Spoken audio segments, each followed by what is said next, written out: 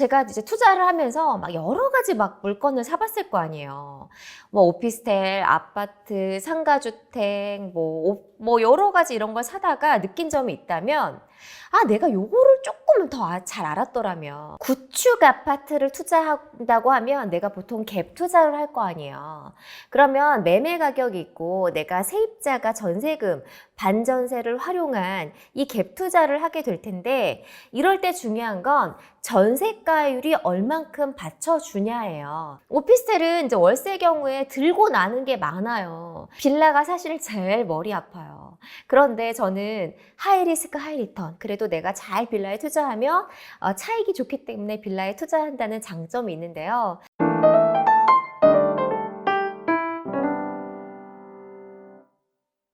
네, 여러분 안녕하세요. 부동산 미녀예요.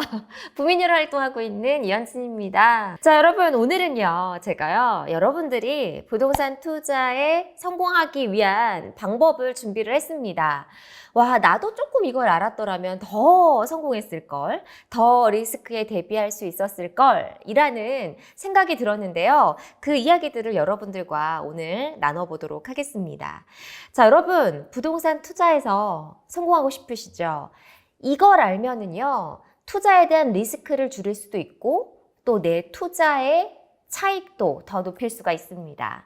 자, 여러분, 부동산 투자 되게 어렵다고 생각 많이 하시잖아요. 예를 들어서 막 이렇게 얘기해요. 제가 부동산 투자하고 있어요. 이렇게 하면, 아, 그거 어렵지 않아요? 그거 돈 많이 들지 않아요? 뭐 이런 이야기부터 당장 꺼내시는데, 근데 여러분, 이거 사람이 하는 일이고요. 그리고 처음부터 다 투자해서 성공한 사람은 없어요. 미리 다 공부하고 또 리스크에 대비하고 상황을 헤쳐나가면서 다 다주택자가 되고 부자가 되는 거거든요. 그런데 오늘 제가 왜 이 영상을 찍냐면요. 저는 10년 동안 여러분 이런 마음으로 살았어요. 나 부동산 투자해서 성공해야지. 나 있잖아, 돈 진짜 벌어가지고 투자해서 성공하고 내 집 마련하고 나 진짜 이거 다주택자 돼가지고 성공하고 경제적 자유 이뤄야지. 이런 마음으로 살았는데요. 근데 제가 이제 투자를 하면서 막 여러 가지 막 물건을 사봤을 거 아니에요. 뭐 오피스텔, 아파트, 상가주택, 뭐 여러 가지 이런 걸 사다가 느낀 점이 있다면, 아, 내가 요거를 조금은 더 잘 알았더라면, 내가 투자할 때 이런 점들을 미리미리 조금 알았더라면 내가 더 투자에 성공했을 수 있겠다. 이런 점들이 있었거든요. 그래서 여러분들께 오늘 그 이야기를 나눠드리고 싶어요. 여러분, 지금 아직 투자에 성공하고 있지 않거나 시작을 하지 못하신 분들이 있을 것 같고, 또 투자를 하고 있더라고 하더라도, 아, 내가 과연 이거 투자 잘하고 있는 게 맞을까? 이러신 분들 있을 텐데, 여러분 미리미리 알면요, 이거 리스크에 대비를 할 수가 있어요. 그래서 저는 물건별로 장단점을 반드시 미리 알으라고 말씀을 드리고 싶어요. 자, 더 쉽게 설명을 드리면 뭐냐면, 오피스텔, 아파트, 빌라, 뭐 상가주택, 투자를 할 때도 아무거나 투자하는 게 아니라 여러 가지 물건별로 다 다르잖아요. 그러면 이 물건에 투자할 때는 어떤 장점이 있고 어떤 단점이 있는지 미리 알고 투자하는 거랑 그렇지 못한 거랑 다르다는 거예요. 그래서 여러분, 투자를 하고 계신 분이나 아니면 하기 전이신 분들이나 다 장단점을 미리미리 알고요. 그 다음에 아, 이걸 투자했을 때는 이런 리스크가 있구나. 이거를 미리미리 생각을 하시라는 거예요. 자, 그래서 제가 사례를 들어서 한번 설명을 다 해볼게요. 자, 여러분, 우리가 부동산 투자 이렇게 하면 막연한데요. 이렇게 하면 조금 더 쉬울 거예요. 자, 아파트에 투자할 때는 어떤 점이 좋고 어떤 점이 안 좋을지 먼저 보도록 할게요. 자, 여러분, 아파트는요, 우리가 가장 많이 쉽게 투자할 수 있는 방법이잖아요. 뭐 그냥 서울에 그냥 쭉 지나가면서, 예를 들어서 지방에도 길거리에 어디나 볼 수 있는 게 아파트고 가장 많죠. 그런데 우리는 늘 생각을 합니다. 자, 차를 타고 가다가 생각을 하죠. 이렇게 많은 아파트가 있는데 내 집이 없다니 정말 슬프죠. 눈물이 납니다. 그런데 아파트는 가장 쉽게 접근할 수 있는 방법이면서도 가장 안정적이고요. 그리고 가장 사고 팔기가 쉽고, 그리고 환금성이 좋은 투자 방법이라고 생각을 해요. 그런데 문제는 뭐냐? 서울의 뭐 강남, 뭐 여의도, 마포, 뭐 용산 이런 주요 입지에 있는 아파트는 어때요? 가격이 비싸요. 아니 누구나 도 그걸 투자해서 좋은 건 알죠. 그런데 가격이 비싸니까 우리가 접근하기가 힘들다는 거잖아요. 자, 그러면 그 주요 입지, 지방에서도 주요 입지의 아파트에 투자를 못하는, 돈을 가지지 못한 분들은 이제 그러면 여기보다는 입지가 떨어진 곳으로 가게 됩니다. 예를 들어서 서울에 있는 분들은 이제 원정 투자, 지방으로 원정 투자를 가거나, 아니면 지방에 계신 분들은 내가 주요 입지는 아니지만 조금 멀리 떨어진 곳, 이런 거, 신도시 옆에 있는 지역, 이런 곳에 이제 투자를 하게 됐죠. 이제 구축 아파트에 투자를 하게 되는데요. 자, 그러면 구축 아파트에 투자할 경우에 가장 주의해야 될 게 뭘까요, 여러분? 제일 중요한 거. 전세가율이에요. 여러분. 자, 부동산에 구축 아파트를 투자한다고 하면 내가 보통 갭 투자를 할 거 아니에요. 그러면 매매 가격이 있고 내가 세입자가 전세금, 반전세를 활용한 이 갭 투자를 하게 될 텐데, 이럴 때 중요한 건 전세가율이 얼만큼 받쳐주냐예요. 예를 들어서 이 지역에 전세가 너무너무 잘 돌아가는 거예요. 수요가 많아서. 그러면 뭐 90%, 95% 이렇게 되면 내가 나머지 5%, 10% 갭 금액만 있으면 이곳에 투자할 수 있는 거잖아요. 그런데 시장이 꺾이거나 뭐 지금처럼 시장이 엄청 안 좋을 때도 여기가 전세가 너무너무 잘 나가는 거예요. 입지도 좋고 학군도 좋고 교통이 좋아요. 그래서 여기가 전세가율이 높고 전세가 잘 나가는 지역이다. 세입자들이 막 서로 들어오려고 한다라고 하면 여기는 그래도 나중에 투자했을 때 리스크가 적어요. 그러니까 시세 차익이 막 급등기가 아니다라고 하더라도 여기에 공실이 발생할 확률이 적잖아요. 자, 그런데 반대로 이렇게 한번 생각을 해보시겠어요? 내가 만약에 지방 아파트를 몇 천만 원 투자해서 갭 투자를 했어요. 그런데 얘가 전세가 공실이 난 거야. 어떻게 생각해요? 진짜 골머리 아픕니다. 머리 아파요, 여러분. 저도 사실은 이제 몇 달 전에 이제 세입자가 나가고 전세가 공실이 났었는데 진짜 힘들었어요. 왜냐면 전세금은 이미 내준 상태였는데 내가 이 전세가 막 나가나 안 나가나 너무 고민스러웠고, 막 부동산마다 막 전화해가지고 막 매일매일 전세 세입자 찾는 사람 있나요 없나요 확인하고, 금액 낮출 테니까 전세금 맞춰줄 테니까 세입자 누구라도 들어오게 해주세요 막 이렇게 했었거든요. 그러니까 갭 투자에 나서시는 분들은 이 전세가가 잘 받쳐주는지, 전세 수요가 충분한지, 잘 나가는 지역인지를 반드시 무조건 생각을 하셔야 됩니다. 처음에는 만약에 내가 상승기 때 투자해서 전세가 막 나갔어요. 그런데 이게 상황이 어떻게 될지 몰라요. 정말 갑자기 변하더라고요.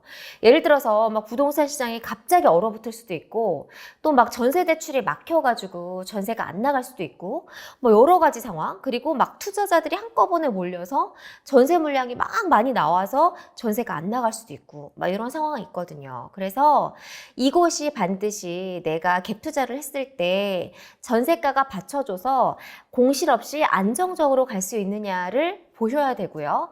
그리고 만약에 전세가 안 나갔을 경우를 생각을 해봐야 되는 거죠. 자, 여러분, 갭 투자를 했어요. 전세 가격이 막 떨어지고 있어. 나 모은 돈이 없어. 이러면 어떡해요? 그래도 돈 넣어야 될 거 아니에요. 전세가율이 떨어지고 있으면 내가 떨어진 금액의 돈을 가지고 있어야 된다는 점. 그리고 만약에 세입자를 못 구했을 때 어떻게 해요? 그러면 세입자에게 돈을 내줄 수 있는 그래도 약간의 돈이라도 있어야 된다는 점. 자, 반전세로 돌렸어요? 그럼 어떻게 해요? 그 반전세 내주는 금액만큼 내가 또 돈을 가지고 있어야 된다는 점이잖아요. 그러니까 내가 돈 모았어, 갭 투자했어, 이래서 끝나는 문제가 아니고요. 전세가 안 나갔을 때, 공실이 발생했을 때, 반전세로 돌렸을 때 내가 현금을 가지고 있어야 된다는 점, 이런 점들을 유의하셔야 됩니다. 그래서 정말 뭐 누구나 선호하는 아파트에 투자하는 거는 굉장히 가장 안정적인 투자 방법이지만, 내가 여기보다 조금 입지가 떨어지는 곳, 지방의 뭐 구축 아파트에 갭 투자를 한다라고 생각했을 때는 세입자가 나갈 수 있다는 점, 전세가 안 나갈 수 있어서 공실이 발생할 수 있다는 점도 중요합니다. 그래서 투자를 하기 전에 내가 미리미리 생각을 하는 거예요. 아, 이런 리스크가 발생을 하고 있을 수 있구나 라고 생각을 하면 이거에 대비를 할 수 있는데 아무것도 모르고 있다가 막 세입자가 나간대 이러면 이제 막 머리 아프죠. 그리고 전세가율이 막 뚝뚝뚝 떨어지거나 전세가 안 나가거나 이렇게 하면 정말 힘든 상황이 될 수가 있습니다. 그래서 전세가율을 반드시 확인하고 투자를 하라는 점. 자, 별표 5개입니다. 자, 이거 투자를 하시고요. 그 다음에 어떤 물건을 볼까요? 이제 오피스텔을 볼까요, 여러분? 자, 오피스텔도 마찬가지인데요. 자, 오피스텔도 주의할 점이 있어요. 자, 오피스텔도 자, 신축 그리고 만약에 뭐 역세권에 만약에 직장인들이 많이 다니는 지역에 내가 오피스텔을 좀 구입을 했다라고 하면 여기 이제 임대를 줄 거잖아요. 우리가 월세 전세에 반전세를 줄 건데 요즘 제일 잘 나가는 거 뭐예요? 월세죠. 자, 월세 받는 거 최고예요, 여러분. 월세 만약에 돈만 있다면 저도 월세 받고 싶어요. 이게 생활비로도 쓸 수 있고 또 여러 가지가 좋은데 요즘 월세 되게 잘 나가잖아요. 그런데 만약에 역세권도 아니고 애매한 곳에 내가 좀 분양가가 저렴하다고 오피스텔을 사놓은 거예요. 그런데 여기에 세입자가 안 들어온다고 생각을 해보세요, 여러분. 자, 잔금은 다 치러야 되죠. 여기 비어있죠. 월세 안 나가죠. 내가 돈은 없죠. 이렇게 하면 힘들어져요. 그렇기 때문에 반드시 오피스텔도 입지를 보시고 또 분양가가 좋은지 안 좋은지 생각을 하셔야 됩니다. 자, 이런 점들을 생각을 하셔야 되고 또 오피스텔은 중요한 점이 오피스텔은 이제 월세 경우에 들고 나는 게 많아요. 그러니까 아파트는 조그만 2년, 뭐 연장해서 4년 이렇게 길게 사시는데 오피스텔은 제가 보니까 막 월세를 주면은 막 중간에 나가겠다는 사람도 많고요. 1년 단위로 계약을 하잖아요, 월세는. 그러니까 세입자가 들고 나갈 때 가 많은데 그럼 일단 내가 복비 나가죠. 그리고 두 번째로는 또 이렇게 월세는 좀 이렇게 많이 함부로 쓰시는 분이 많아요, 집을. 그렇기 때문에 그걸 이제 수리해 줘야 된다는 점도 미리미리 인지를 해주면 좋을 것 같아요. 저는 처음에 이제 제가 오피스텔 투자를 했거든요. 근데 그때 오피스텔을 한 이제 5개 정도 굴렸는데 아니 세입자들이 왜 이렇게 자주 나가는 거야. 내가 막 부동산에 갈 때마다 내가 막 계약서 계속 써야 되고 막 복비 계속 줘야 되고 또 나가고 들어올 때 또 수리해 줘야 되는 것도 짜잘하게 되게 많잖아요. 막 벽지만큼 긁힌 거 이런 것도 수리해 줘야 되고 또 예를 들어서 오피스텔은 이제 냉장고가 작잖아요. 막 이렇게 부실해요. 그러면은 그 안에 이제 물품도 막 없어지기도 하고 깨지기도 하고 이제 머리가 아팠는데 그러다가 저는 그냥 지정해서 맡겨버렸어요. 그냥 부동산 중개업소 하나를 지정해서 하고 여기 관리해주세요 하고 복비도 조금 쇼부를 치고 이렇게 했거든요. 어쨌든 그래서 오피스텔도 마찬가지로 좀 입지가 좋은 곳에 투자를 해야 되고 임대 수익이 제발 잘 나가는 곳, 임대가 여기가 잘 나가냐 안 나가냐 좀 신혼부부들이나 1인 가구 직장인들이 많이 선호하는 지역에 투자를 해야 안정적입니다. 특히 요즘같이 부동산 시장이 안 좋을 때는 더더욱 입지가 좋은 곳에 좀 투자를 하라고 말씀을 드리고 싶습니다. 자, 여러분 그리고 또 하나 말씀드린 건 빌라. 여러분 빌라는 제가 얘기하려면 밤새야 될 수도 있어요. 빌라는 투자할 때 주의해야 될 점이 진짜 많거든요. 저는 지금 이제 재개발의 가능성이 있거나 재개발 구역에 들어가 있는 이 빌라 투자를 제일 많이 하고 있고 지금 제 물건 중에서도 제가 가지고 있는 물건 중에서도 빌라가 제일 많은데 빌라가 사실 제일 머리 아파요. 그런데 저는 하이 리스크 하이 리턴 그래도 내가 잘 빌라에 투자하면 차익이 좋기 때문에 빌라에 투자한다는 장점이 있는데요. 일단 빌라는 이게 오래된 노후된 주택이잖아요. 그러니까 진짜 고쳐달라는 사람 너무너무 많고요. 또 세입자가 막 이렇게 힘들게 하는 경우도 되게 많아요. 그렇기 때문에 빌라 투자에 대해서는 제가 나중에 다시 한번 짚어드릴 텐데 일단 세입자 관리에 힘써야 되고요. 집 수리 비용에 대한 좀 약간 현금을 가지고 계셔야 돼요. 저 같은 경우에는 세입자들의 이 모닝콜로 아침을 일어나는 경우도 되게 많습니다. 왜냐면 재개발이 되는 빌라기 때문에 막 물이 새고 막 찬장이 뜯어지고 막 벽지 뜯어지고 막 너무너무 많은 일들 막 일어납니다. 그래서 저는 그래서 이런 빌라 세입자들에게 그걸 수리해주기 위해서 뭐 100만 원, 200만 원 이런 돈이 목돈이 많이 들어가거든요. 그래서 목돈을 준비하라는 점. 그리고 빌라는 전세가율이 낮아요. 그러니까 빌라가 2억이라고 하면 노후된 빌라 같은 경우에는 뭐 전세가가 4천, 5천 막 이렇게밖에 안 된단 말이에요. 그래서 현금을 또 많이 가져야 된다는 점. 그리고 제일 중요한 거 빌라 투자할 때 제일 중요한 점 뭐예요, 여러분? 개발 호재가 있어야 된다. 여러분 아무 빌라나 사면 절대 안 돼요. 빌라를 살 때는 개발 호재가 있어야 사기 때문에 이게 재개발이 잘 진행이 되는지 안 되는지를 반드시 보고 사야 되는데 노후도 충족이 되는지 아니면 뭐 접도율이던가 여러 가지 뭐 이렇게 주의해야 될 점이 많아요. 나중에 이거는 제가 집중적으로 파보도록 하겠습니다. 그래서 빌라를 잘못 사면 여러분 10년 물려요. 그냥 쭉 밀리고 가는 거예요. 그렇기 때문에 빌라 투자할 때는 진짜 공부 많이 하시고 투자할 때 주의하시고 그리고 지금 손품 발품 팔아서 주의해야 됩니다. 상승장에 빌라 그냥 아무거나 막 샀다가 지금 같은 이제 하락기에 10년 동안 물리신 분은 저 진짜 많이 봤어요. 피눈물 나거든요. 그러니까 빌라 투자할 때 주의하라고 저는 말씀을 드리고 싶습니다. 자, 오늘 제가 영상이 길어질 것 같아서 간단하게 내용을 정리해 보도록 할게요. 여러분 투자할 때 부동산 투자 누구나 하실 수 있습니다. 여러분 돈이 적어도 부동산 투자하는 거 어렵지 않아요. 그런데 중요한 점은 뭐예요? 안정적으로 투자해야 되는 거고요. 나중에 시세 차익 얻어야 되는 거고요. 그리고 리스크를 미리 알아야 되고요. 상품 투자별로 내가 어떤 장점이 있고 어떤 단점이 있고 어떤 미래의 리스크가 발생할 수 있다는 점을 미리 알고 대비를 해야 나중에 당황하지 않고 잘 대처할 수 있습니다. 그래서 아파트 투자할 때는 가장 안정적이지만 전세 가격에 받쳐주고 인프라가 좋고 또 임대가 잘 나가는지 오피스텔도 마찬가지로 봐야 되고요. 또 오피스텔은 특히 요즘에 이제 월세가 잘 나가니까 월세가 잘 나가는 지역을 중심으로 투자 포인트를 삼아 보시면 좋을 것 같고요. 자, 빌라 투자는 너무너무 주의할 점이 많습니다. 자, 일단 요즘에 정부에서 재개발, 재건축을 많이 한다고 했죠. 그럼 재개발이 가능한 지역 중에서 구축 빌라가 많은 지역들이 분명히 있을 거예요. 그런데 여기가 개발이 되면 로또가 터지겠지만 그 버티는 기간 중에서도 세입자 관리 문제, 또 전세가 낮은 문제, 그리고 현금을 많이 가지고 있어서 수리 비용을 감당해야 되는 문제, 이런 점들이 유지 관리비가 굉장히 많이 들거든요. 이런 점들을 미리미리 좀 대처를 하시면 나중에 문제가 발생했을 때 대비할 수 있겠죠. 여러분 투자도요 한순간에 뭐 그냥 공짜로 되는 거 아니에요.